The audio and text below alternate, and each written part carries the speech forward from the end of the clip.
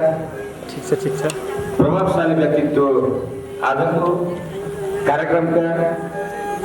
सञ्चालक महासचिव आफैमा वरिष्ठ पत्रकार आफैमा कानुन व्यवसायी विष्णु गिरीजीलाई हामीले यो कार्यक्रमलाई सफल तुल्याउनको लागि हाम्रो टिम जुन तरिकाले खटेको थियो,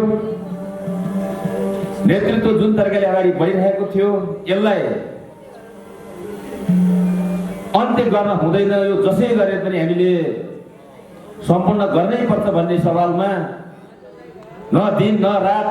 न भोक न प्यास न तिर्खा यस्तो अवस्थामा हामी 1.5 महिना जति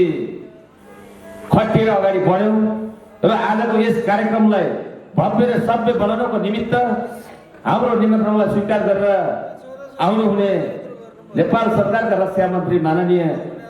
मानवीर राईज्यू, उहाँको कार्यव्यस्तताले गर्दा अहिले अन्तिमसम्म त हेरेर बस्न भ्याउनु भएन र यो कार्यक्रमलाई गीत सङ्गीतको मार्फत नजिकबाट निहालेर